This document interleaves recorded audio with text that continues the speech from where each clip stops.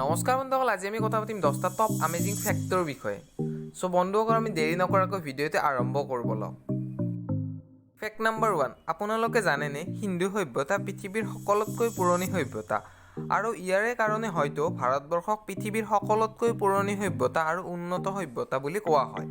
আৰু আমাৰ এই ইণ্ডিয়া নামটো ইণ্ডুছ অৰ্থাৎ সিন্ধু নদীৰ পৰাই লোৱা হৈছে, নহয়নে আজব? ফেক্ট নাম্বাৰ 2, ভাৰতবৰ্ষক প্ৰায় 1896 চনৰ আগত হীৰাৰ দেশ বুলি কোৱা হৈছিল, কিয়নো 1896 চনৰ যদি আগত কোনোবা হীৰাৰ প্ৰয়োজন হৈছিল তেতিয়া এঠাইৰ পৰাই সকলোৱে হীৰা পাইছিল, আৰু সেয়া আছিল আমাৰ ভাৰতবৰ্ষ। আৰু ব্ৰিটিছে ভাৰতবৰ্ষক আক্ৰমণ কৰাৰ আগতে ভাৰতবৰ্ষক সোণৰ ভাণ্ডাৰ বুলি কোৱা হৈছিল, কিয়নো সেই সময়ত সবাতোতকৈ ধনী দেশ আমাৰ ভাৰতবৰ্ষই আছিল। ফেক্ট নাম্বাৰ 3, ইণ্ডোনেছিয়া আৰু পাকিস্তানৰ পিছত মুছলমান সম্প্ৰদায়ৰ লোক থকা পৃথিৱীৰ ভিতৰত তৃতীয়খন দেশ হ'ল আমাৰ এই ভাৰতবৰ্ষ। কিন্তু গোটেই পৃথিৱীত যিমান মুছলমান দেশ আছে তাৰ ভিতৰত সকলোতকৈ বেছি মছজিদ থকা দেশখনেই হ'ল আমাৰ ভাৰতবৰ্ষ। আমাৰ ভাৰতবৰ্ষত প্ৰায় 3 লাখতকৈ অধিক মছজিদ আছে, নহয়নে আজব বন্ধুসকল? ফেক্ট নাম্বাৰ 4, বন্ধুসকল আপোনালোকে জানেনে ডাঙৰ কোম্পানীৰ লোগো এনেই ডিজাইন নকৰে, কিয়নো ইয়াৰ পিছত কিবা নহয় কিবা এটা ৰহস্য থাকেই। উদাহৰণস্বৰূপে BMW কোম্পানীৰ লোগো। BMW কোম্পানীৰ লোগো দেখিবলৈতো বহুতেই ইউনিক। এই লোগোটোৰ মাজত বগা আৰু নীলা ৰং আছে। আপোনালোকে জানেনে এই ৰং দুটাই সাধাৰণতে কি বুজায়? এইটো হ'ল এটা বিভেৰিয়ান ফ্লেগ। BMW কোম্পানী জাৰ্মানৰ বিভেৰিয়ান চহৰৰ পৰা আৰম্ভ হৈছিল, সেয়েহে এই লোগোটোত বিভেৰিয়ান পতাকাৰ চিহ্ন ব্যৱহাৰ কৰা হয়। আৰু যিসকলে নাজানে যে BMW ফুল ফৰ্ম কি, BMW ফুল ফৰ্ম সাধাৰণতে হ'ল বিভেৰিয়ান মটৰছ ৱৰ্কছ। ফেক্ট নাম্বাৰ 5, বন্ধুসকল আপোনালোকে জানেনে প্ৰত্যেক দিনাই ভাৰতবৰ্ষত কিমান মানুহ ৰেলত ট্ৰেভেল কৰে?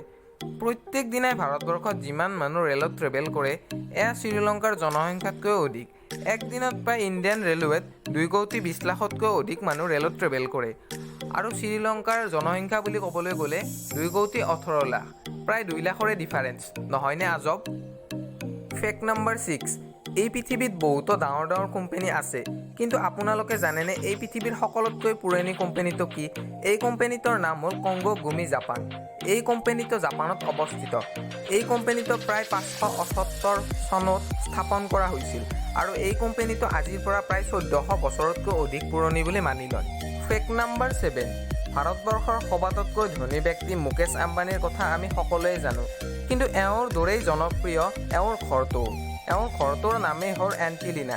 এই পৃথিৱীৰ সবাতোতকৈ দামী ঘৰেই হ'ল এইটো ঘৰ, যাৰ মূল্য প্ৰায় $1 বিলিয়ন, অৰ্থাৎ ভাৰতীয় মুদ্ৰা হিচাপত যদি ক'বলৈ যাওঁ প্ৰায় 7,000 কোটি টকাতকৈ অধিক, নহয়নে আজব এই ঘৰটি?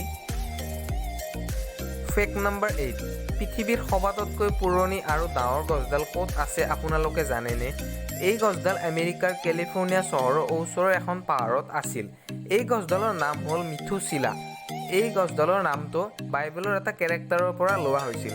এই গছডাল 4,794 বছৰতকৈ অধিক পুৰণি বুলি মানুহে কয়, আৰু এই গছডাল প্ৰায় ইজিপ্ত পিৰামিডতকৈও পুৰণি বুলি মানুহে প্ৰমাণ কৰে, আৰু বহুতেতো কয় যে ইজিপ্ত সভ্যতাতকৈও পুৰণি। ফেক্ট নাম্বাৰ 9, বন্ধুসকল আপোনালোকে জানেনে এই পৃথিৱীৰ সকলোতকৈ ডাঙৰ স্কুল কোনখন? এই পৃথিৱীৰ সকলোতকৈ ডাঙৰ স্কুলখন আমাৰ ভাৰতবৰ্ষতেই আছে, যাৰ নাম হ'ল মণ্টেছৰী স্কুল, লক্ষ্ণৌ, উত্তৰ প্ৰদেশ। এই স্কুলখনে বিশ্ব অভিলেখ গঢ়িবলৈ সক্ষম হৈছে, কিয়নো এই স্কুলখনত প্ৰায় 56,000তকৈ অধিক ছাত্ৰ ছাত্ৰী পঢ়ে, আৰু শিক্ষক বুলি ক'বলৈ গ'লে প্ৰায় 2,000তকৈ অধিক শিক্ষক ইয়াত জড়িত হৈ আছে, নহয়নে বন্ধুসকল আজব? ফেক্ট নাম্বাৰ 10লৈ যোৱাৰ পূৰ্বে যদিহে ভিডিঅ'টি আপোনালোকে ভাল পালে দেন লাইক কৰিব, লগতে ছাবস্ক্ৰাইব কৰিব, আৰু এই 10টা আমেজিং ফেক্টৰ ভিতৰত আপোনাৰ সকলোতকৈ কোনটো ভাল লাগিল আমাক কমেণ্ট কৰি জনাব। আৰু যদি এই ভিডিঅ'টো আপুনি নলেজেবল বুলি ভাবে তেতিয়াহ'লে শ্বেয়াৰ কৰিব। ফেক্ট নাম্বাৰ 10, বন্ধুসকল আপোনালোকে জানেনে ক্ৰিকেট কিয় অলিম্পিকত খেলা নহয়? প্ৰথমে জানো আহক অলপ ক্ৰিকেটৰ বিষয়ে। ক্ৰিকেট খেলাখন 16শ শতিকাত ইংলেণ্ডত জন্ম হৈছিল, আৰু এই খেলাখন এছিয়াত বহুতেই জনপ্ৰিয় যদিও পৃথিৱীৰ প্ৰায় 100খনতকৈ অধিক দেশে ICC খেলে। ICC অৰ্থাৎ ইণ্টাৰনেশ্যনেল ক্ৰিকেট কাউন্সিলত অংশগ্ৰহণ কৰে। আৰু আমি জানো যে যিকোনো খেল এখন অলিম্পিকত খেলিবলৈ ৭৫খনতকৈ অধিক দেশে খেলিব লাগিব। কিন্তু ক্ৰিকেটটো ১০০খনতকৈ অধিক দেশে খেলে, তথাপিও কিয় অলিম্পিকত খেলা নহয়? ইয়াৰ মুখ্য কাৰণ দুটা হ'ল। ১ নম্বৰ, ক্ৰিকেট খেলাখন কিছুমান দেশতে খেলা হয় আৰু কিছুমান দেশ যেনে আমেৰিকা, জাপান, চাইনা আৰু ৰাছিয়াত বৰিং গেম বুলি ভবা হয়। কিয়নো ক্ৰিকেট খেলাখন খেলি থকাৰ সময়ত দুয়োটা টীমৰে ১১জনকৈ ২২জনৰ ভিতৰত মাত্ৰ ১১জন ফিল্ডাৰ আৰু ২জন বেটছমেনৰ দ্বাৰাই খেলা হয় আৰু বাকী বেটিঙৰ ৯জন প্লেয়াৰ বহি থাকে।